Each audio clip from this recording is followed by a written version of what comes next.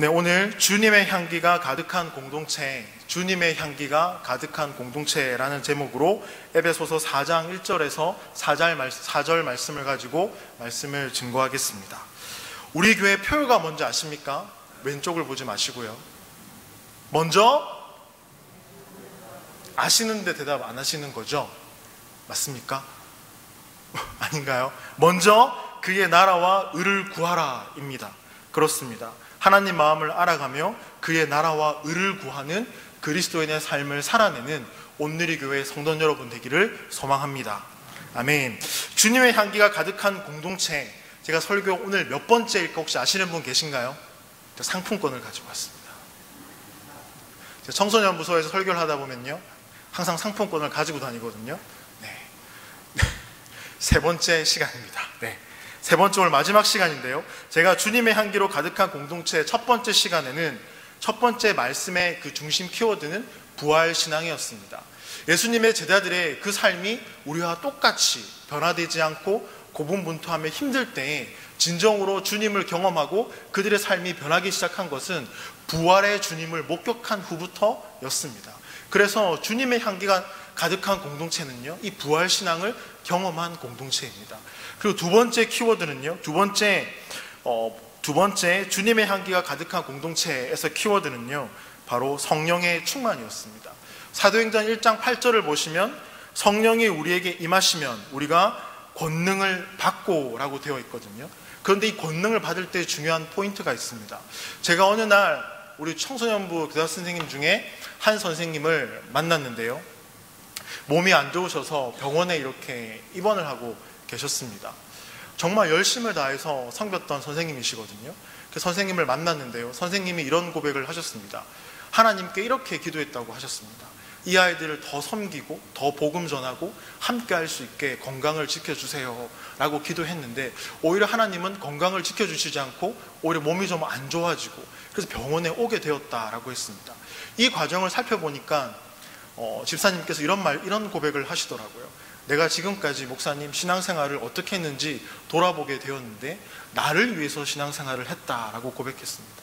나를 위해서 예배하고요, 나를 위해서 찬양하고, 나를 위해서 기도하고, 나를 위해서 전도하고, 나를 위해서, 거기에 주님은 없었던 것 같습니다 라고 고백하시더라고요. 그러면서 집사님께서 이런 말씀을 또 이어서 하셨는데요, 결국 주님이 원하시는 건 저였습니다 였습니다. 제가 주님 앞에 어떻게 살아가고 어떻게 변화되어지고 어떻게 이 말씀을 지키며 살아가는가, 주님은 정말 그 삶에 주목하신다라는 것을 알게 되었다라고 말씀을 해주셨습니다. 그렇습니다. 약속된 성령을 우리에게 주시고 그 능력을 받고 우리가 복음을 전하고 예수 증인의 삶을 살아갈 수 있는 것, 그 성령 충만은요, 바로 주님과의 관계의 회복인 줄 믿습니다. 거기서부터 능력이 나온다는 것입니다. 그래서 우리는요, 이 성령 충만해야 될 줄 믿습니다. 그러면 세 번째, 이 마지막 시간에요, 저는 하나님 나라에 대해서 잠깐 말씀을 드리고 싶은데요, 혹시 다윗과 요나단 아시나요? 모르십니까? 다윗과 요나단. 네, 너무나 많이 감사합니다. 원래 말씀을 들으면 낯설게 들어주셔야 됩니다. 네, 오늘 다 여기 오신 분 새 가족이라고 생각하고 편안한 마음으로 설교를 하겠습니다. 그렇습니다. 다윗과 요나단 하면요, 성경에서 이들만큼 정말 우정을 나누고 정말 사랑했던 사람이 없었다라는 생각이 듭니다. 왜냐하면요, 한번 성경을 찾아보겠습니다. 사무엘상 18장 1절입니다. 에베소서 4장을 덮으시면 안 됩니다. 사무엘상 18장으로 이동하겠습니다. 구약성경 439쪽입니다.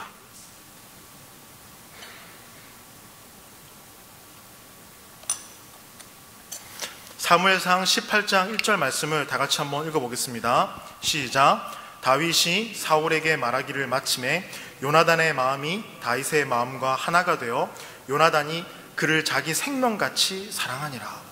요나단이 다윗을요, 생명같이 사랑했습니다.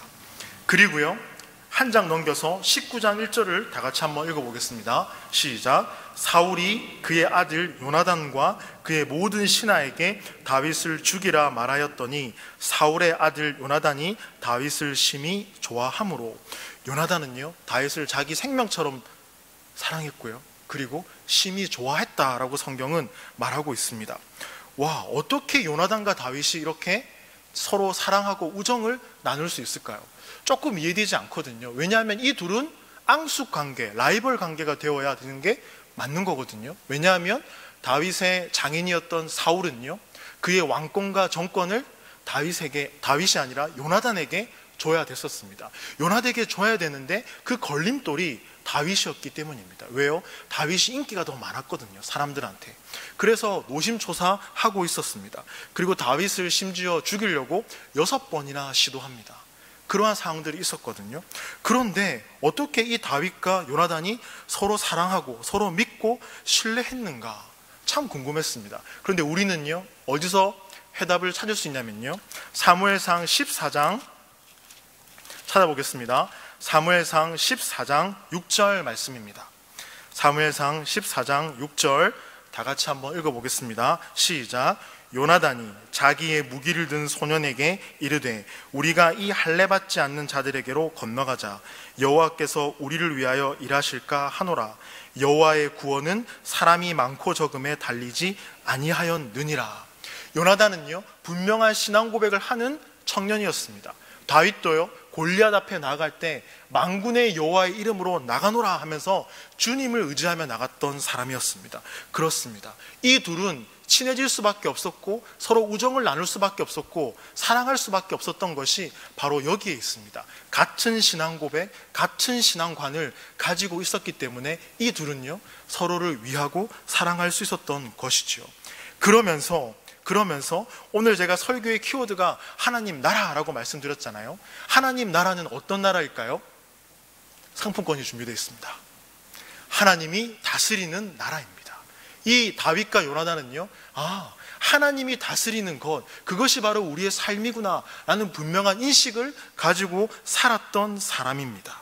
그런데 우리는요, 하나님이 우리의 삶을 다스린다라고 생각하면서도 어떻습니까? 연약하고 부족하기 때문에 그러한 삶을 살아내지 못할 때가 있습니다. 사울도요, 처음에 주님을 의지하고 살았거든요. 그런데 사울 왕을 보시면 세월이 흘러갈수록 어떻습니까? 주님을 의지하고 살아가는 게 아니라 자기 인생의 주인이 자기가 되어서 살아가는 모습을 우리는 볼 수 있습니다. 그렇게 신앙생활을 해나갈 때 어떻게 해요? 조금씩 하나님과 어긋나기도 하고요, 그렇게 되면 사람들과도 어긋나기 시작합니다. 이러한 경험을 해보신 적 없으신가요? 설교를 준비한 저만 있는 것 같습니다. 네, 그렇죠. 그러면 우리는 하나님과 도대체 어떻게 화목해지고 평화를 누리고 함께 할 수 있을까? 어떻게 사람들과 함께 평화를 누리고 화목할 수 있을까? 그리고 공동체 안에 어떻게 화목해질 수 있을까? 거기서는 어디서부터 시작할 수 있는가? 바로 하나님이 다스린다라는 그 고백부터 시작한다는 것입니다. 오늘 다시 에베소서로 돌아가 보겠습니다. 오늘 함께 읽은 이 에베소 본문은요, 에베소 교회 교인들에게 사도 바울이 말을 합니다. 어떻게 해요? 예수 그리스도의 십자가의 이 사건으로 우리는 하나가 될 수 있습니다 라고 얘기합니다. 그러면서요, 자, 우리 옆에 있는 지체를 한번 한 1초, 2초 동안 바라보시겠습니다. 왼쪽에 있는 지체도 한번 바라봐 주시고요, 앞쪽에 있는 분도, 집사님께서 저를 한번 바라봐 주시고요, 뒤쪽에 있는 분도 한번 바라봐 주시고요. 이렇게 우리끼리 화목하자, 우리가 속해 있는 공동체끼리 화목하자. 사도 바울은 이것을 말하는 게 아니라요, 이 화목이 결국 세상 가운데로 나가야 될 것을 이야기하고 있습니다. 온 인류에게 구원을 받아야만 되는 모든 백성들에게 이 화목이 함께해야 된다라고 말하는 것입니다. 그렇습니다. 우리 교회 표어가 먼저 그의 나라와 의를 구하라 이지 않습니까? 그렇다면 이 화목을 위해서 함께 기도해야 될 줄 믿습니다. 그러면서 사도 바울은요, 그리스도와 교회의 관계를 설명합니다. 하나됨을 있어서 중요한 그리스도와 교회의 관계를 설명하는데요, 에베소서 1장 22절 말씀을 다 같이 한번 읽어보겠습니다. 에베소서 1장 22절 말씀, 시작. 또 만물을 그의 발 아래에 복종하게 하시고 그를 만물 위에 교회의 머리로 삼으셨느니라. 교회의 주인이 누구십니까? 교회의 주인이 누구십니까? 맞습니다. 주님이십니다. 교회를 이끌고 다스리시는 분, 주님임을 믿으십니까? 아멘. 이 질문에 대해서 우리는요, 명확하게 답을 할 수 있어야 됩니다. 교회의 주인은 누구십니까? 바로 예수 그리스도이십니다. 자, 그러면 이렇게 묻고 싶습니다. 과연 주님이 우리의 주인이 되십니까? 여러분의 가정에서요, 여러분이 섬기고 있는 공동체, 직장, 학교, 여러분이 있는 그 속에서 주님은 우리의 주인이십니까? 네. 교회가 교회다움을 잃어가고 성도가 성도다움을 잃어가는 게 오늘의 현실인 것 같습니다. 조금씩 이렇게 갉아먹고 있는 것 같습니다. 그렇죠? 자, 에베소서 1장 23절 말씀 다 같이 한번 읽어보겠습니다. 시작. 교회는 그의 몸이니 만물 안에서 만물을 충만하게 하시는 이의 충만함이니라. 사도 바울은요, 그리스도는 교회의 몸입니다 라고 말합니다. 한 사람 한 사람 소중하지 않는 사람이 없습니다. 여기 한 사람 한 사람 모두가 모여서 한 지체를 이루고 몸을 이루거든요. 그러기에 누가 더 중요한가? 저분은 회장님이니까 중요하지, 저분은 총무니까 중요하지, 저분은 새벽기도나 열심히 나오고 예배 빠지지 않으니까 중요하지, 그런데 저분은 겨우겨우 힘들게 주일 예배 한 번 나오는데 저분의 삶은 중요하지 않을까요? 그렇지 않다는 것입니다. 우리 모두가 그리스도 안에서 소중한 존재라는 사실입니다. 옆 사람에게 이렇게 한번 말해보겠습니다. 당신은 소중한 존재입니다. 당신은 소중한 존재입니다. 맞습니다. 소중한 존재면요, 마음이 가야 됩니다. 밥을 사주시는 역사가 일어나기를 소망합니다. 아멘. 아무도 아멘 안 하시네요. 네. 자, 그렇습니다. 이 바울은요, 이 진정한 하나됨을 이루기 위해서 두 가지를 얘기합니다. 그리스도가 교회의 머리입니다. 주인이십니다.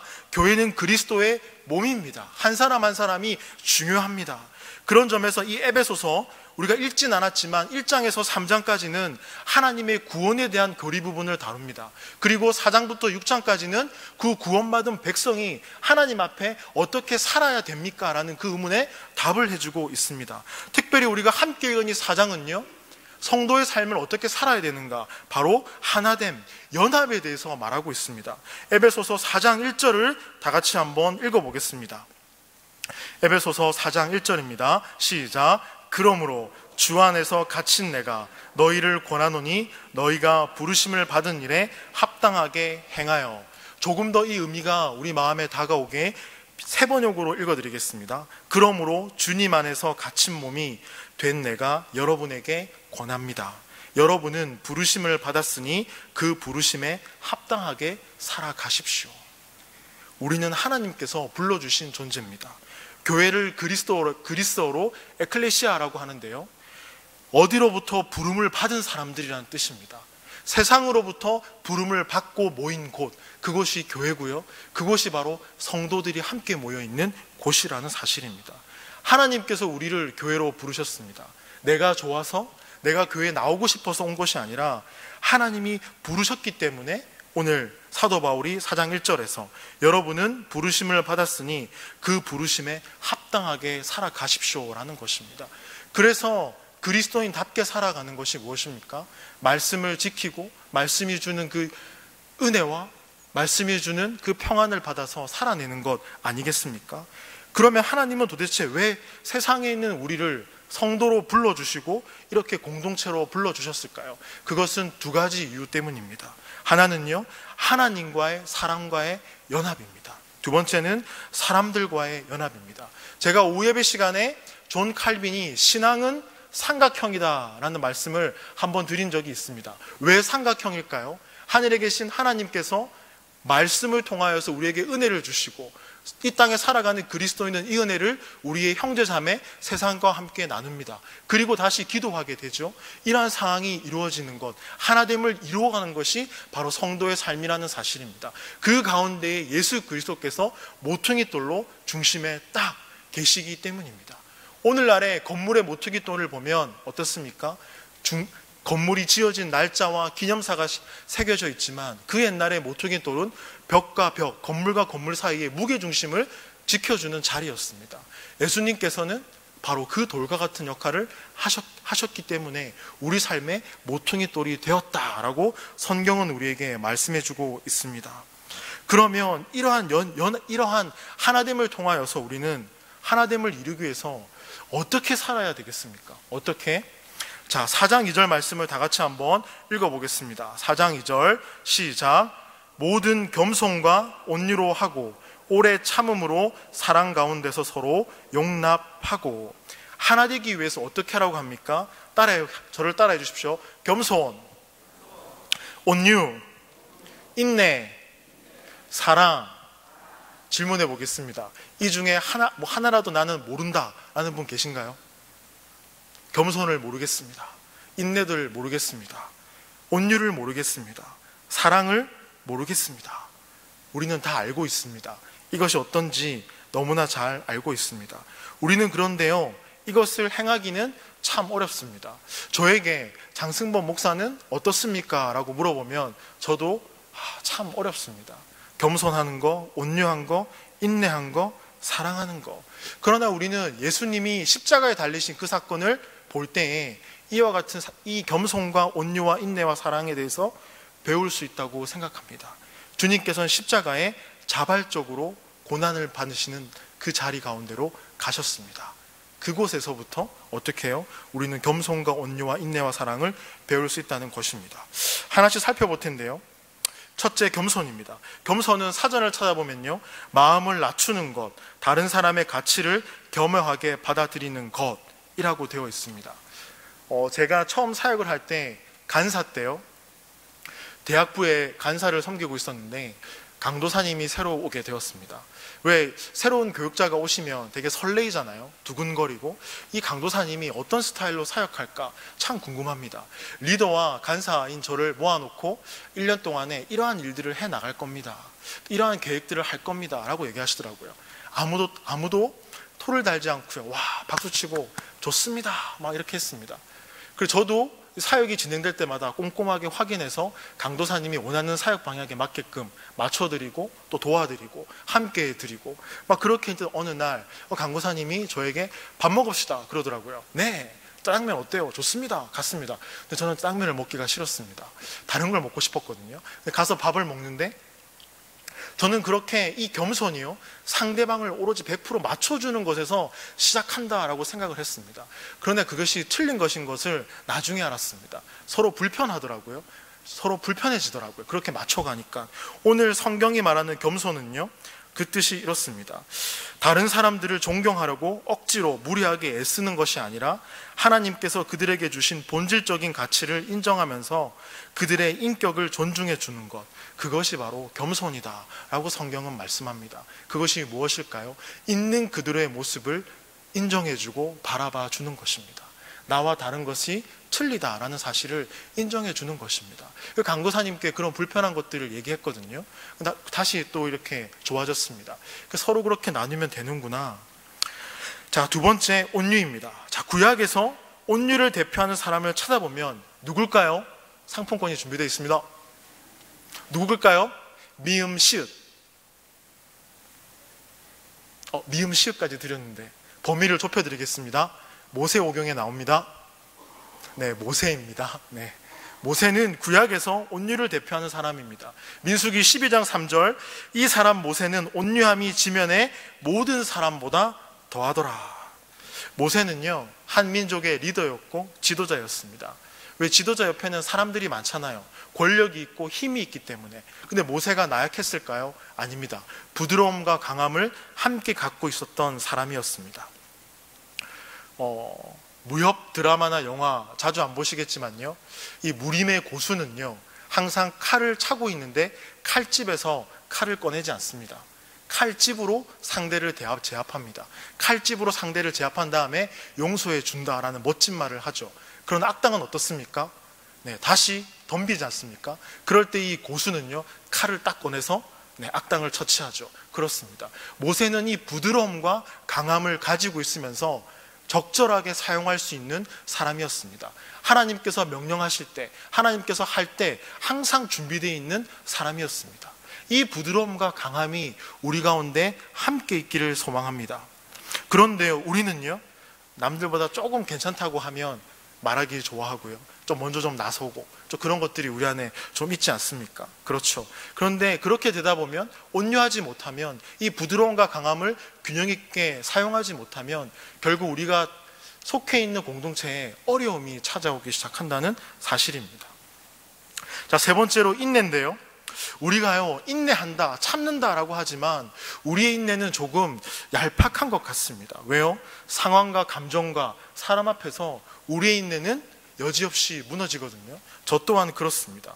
제가 두 번 전도사가 되어서 사역했던 교회에 4년을 있었는데요, 대학부와 청소년부를 맡고 있었습니다. 그런데 이 대학부에 자매 두세 명이 정말 말을 잘 안 들었습니다. 담임 목사님의 큰딸도 있었거든요. 그래서 늘 속에서 이렇게 천불이 올라온다고 하죠. 뭔가 이렇게 독설도 한번 내뱉고 싶고요, 그렇게 신앙생활하면 안 돼요 라고 얘기도 해보고 싶고요, 그렇게 담임 목사님의 딸인데 그래도 이렇게도 한번 얘기해보고 싶었거든요. 그런 고민이 참 있었는 찰나에 담임 목사님께서 어느 날, 전도사님 배고픈데 국수 한 그릇 하러 갑시다 라고 얘기하더라고요. 그래서 당면 국수 혹시 아십니까? 당면 국수를 이제 목사님하고 이렇게 한 그릇 하게 되었습니다. 근데 온누리교회 와고 보니까 우리 헌안교회 담임 목사님께서도 국수를 좋아하시더라고요. 그래서 목사님하고 여튼 국수를 먹게 되었습니다. 그러면서 목사님이 저에게 사역하면서 힘든 거 없어요, 전도사님? 네, 없습니다, 목사님. 괜찮아, 편하게 얘기해도 괜찮아요. 그래서 마음속으로 정말 편하게 얘기하고 싶다라는 생각이 들었습니다. 그래서 목사님한테 얘기했습니다. 아무개 자매 또 누가 이렇게 해서 화가 참 많이 나는데 목사님, 제가 어떻게 하면 될까요? 그러니까 목사님이 저를 이렇게 미소 어린 이렇게 얼굴로 바라보시면서 얘기해 주시더라고요. 딱 두 마디 해주셨습니다. 전도사님, 사역할 때 끝까지 인내해야 돼요. 끝까지 사랑해야 돼요. 왠 줄 아세요? 교육자는 끝까지 사랑하고 인내할 때 예수님의 그 십자가의 사랑을 알게 돼요 라고 하시더라고요. 좀 섭섭했습니다. 저는 힘든데 끝까지 인내하고 참으시라고요? 그러면서 말씀을 이어갔습니다. 그렇게 하지 못할 때 믿음과 신뢰가 깨어지고 다시 회복하기까지 돌이킬 수 없는 관계가 되어집니다. 그래서 끝까지 교육자는 인내하고 섬겨야 됩니다 라고 얘기를 해주셨습니다. 그리고 목사님께서는 오전 예배 때는 제가 말씀을 안 드렸는데요, 한 가지 더 이야기해 주셨습니다. 지금 문득 생각이 났습니다. 항상 그래서 그리스도인들은 만남이 있을 때, 헤어짐이 있을 때 세상 사람들과 다른 게 있습니다. 그게 뭐냐면 기도하고 헤어져야 됩니다.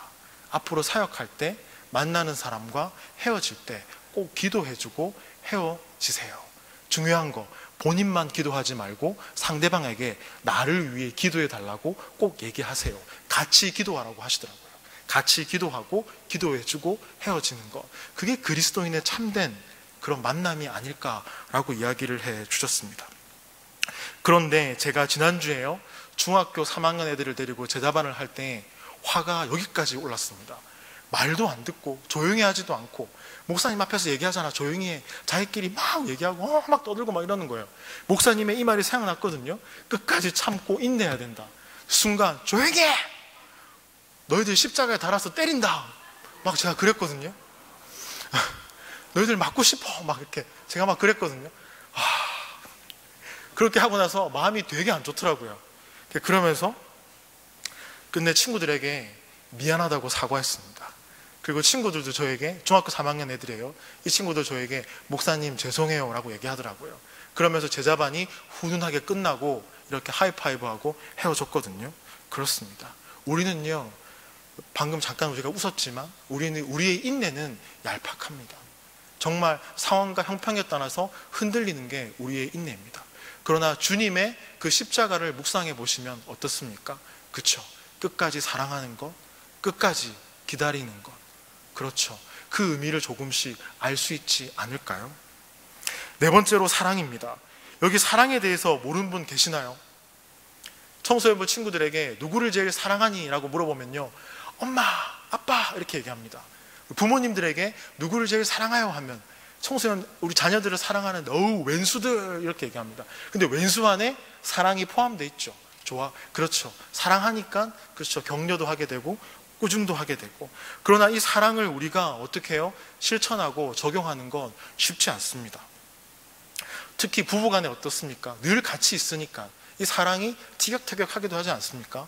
월요일 날 제가 제 동기가요 터키에 선교사로 가 있다가 좀 다쳐가지고 이렇게 한국으로 들어와서 시술을 받고 제가 또 병문안을 간다고 서울에 갔다가 내려왔거든요. 조금 늦은 시간이었습니다. 그래서 조금 거실에 아내와 함께 소파에 앉아서 쉬고 있는데요, 아내가 이제 임신 7개월이 되어서 배가 좀 많이 나왔거든요. 옆에 이렇게 누워 있더라고요. 저는 옆에서 이렇게 좀 앉아 있었고요.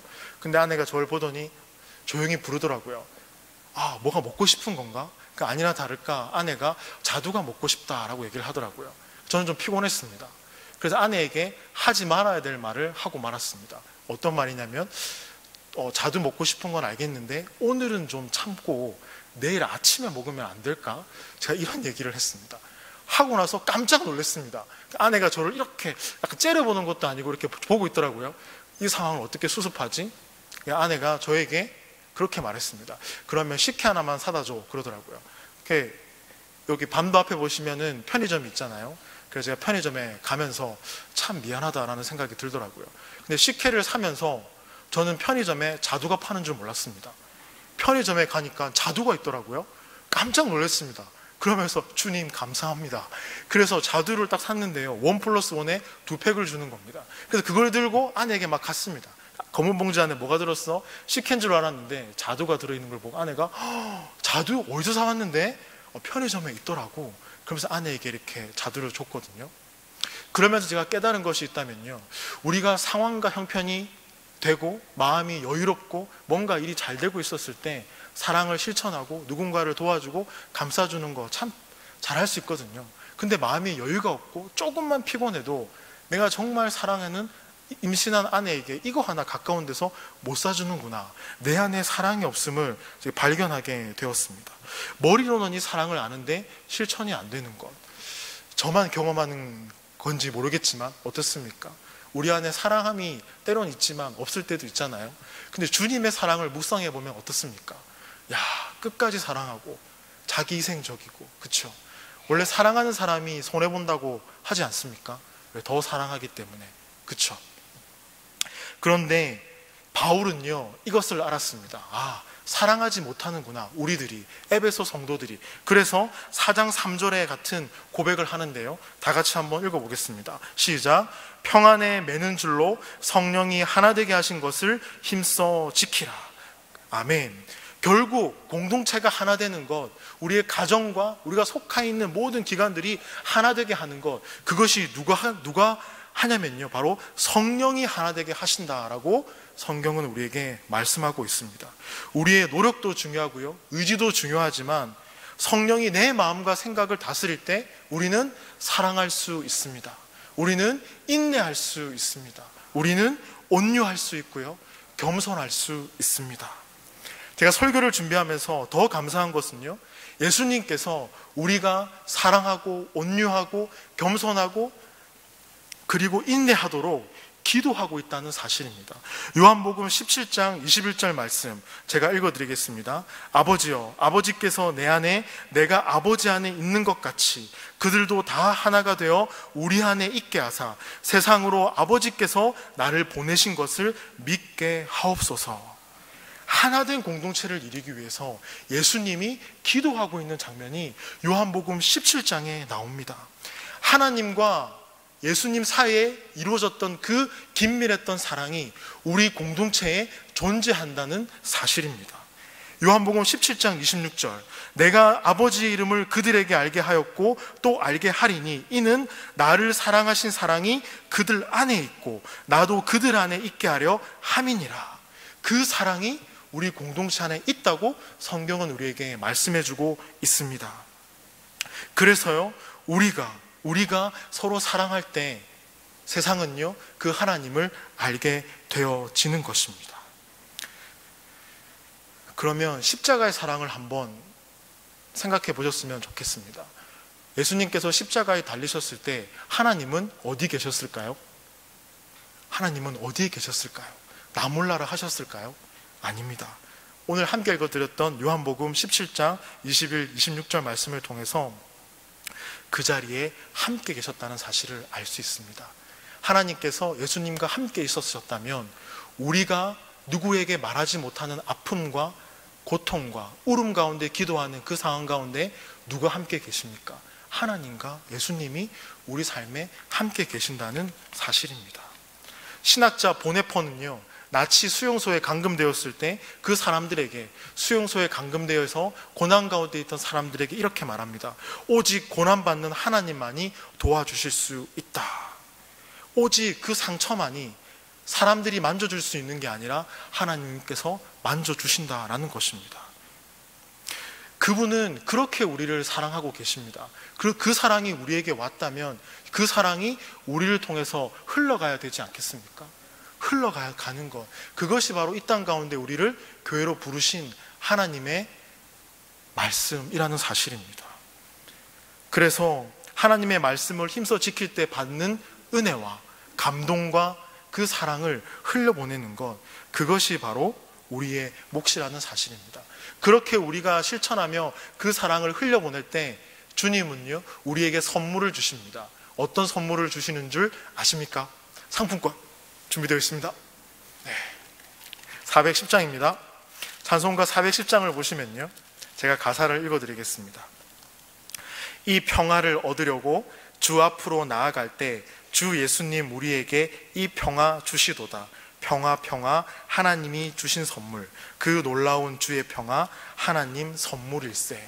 아멘. 그 사랑을 흘려보낼 때에 주님이 우리 가운데 평안과 위로를 주신다고 성경은 우리에게 말씀해주고 있습니다. 하늘로부터 오는 이 사랑과 평안과 위로가 여러분의 가정 가운데에 충만하길 소망합니다. 그렇습니다. 다윗과 요나단은요, 결코 친한 사이가 될 수 없었습니다. 그런데 그들은요, 하나님이 우리의 삶을 다스린다는 믿음이 있었고, 그런 신뢰가 있었고, 소망이 있었습니다. 누가 왕이 되든 중요하지 않았습니다. 서로를 위하고 서로를 사랑해 주었습니다.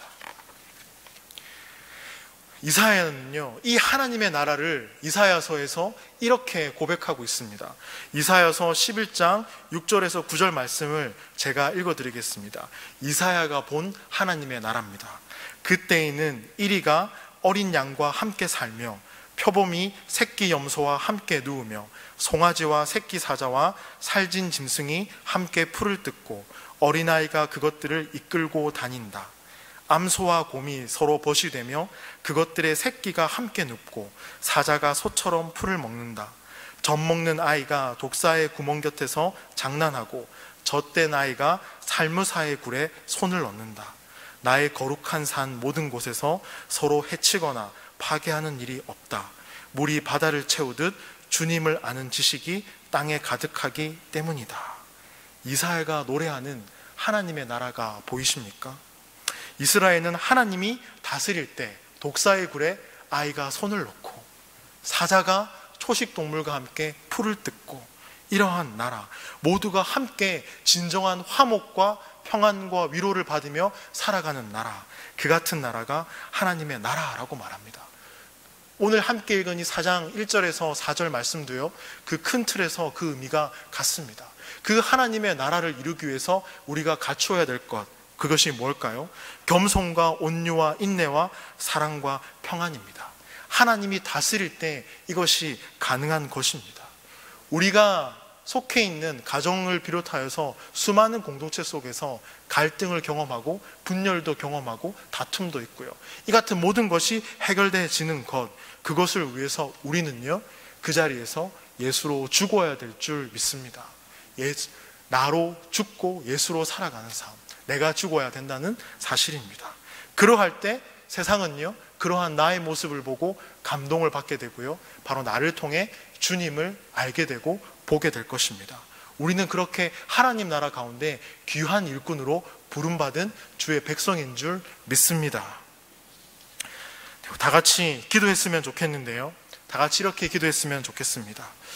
하나님께서 우리의 가정을, 우리의 셀을, 우리의 교회를, 그리고 대한민국의 모든 교회를 다스려 주옵소서.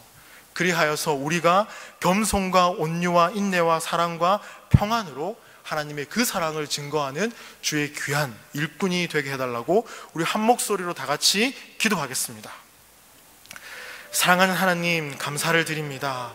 오늘 사도 바울의 에베소 교회를 향한 이 말씀을 통해서 하나님이 다스리는 것, 하나님이 다스리는 나라가 하나님의 나라임을 알게 되었습니다. 그리고 그 다스림을 통하여서 겸손과 온유와 인내와 사랑함으로 이 세상 가운데 그리스도의 그 사랑을 흘려보내는 주의 귀한 일꾼 되기를 소망합니다. 다윗과 요나단이 그 신앙 고백을 통하여서 우정과 사랑을 나누었던 것처럼 우리가 우리끼리 화목한 것이 아니라 우리 이 화목을 세상을 향하여 선포할 수 있고 세상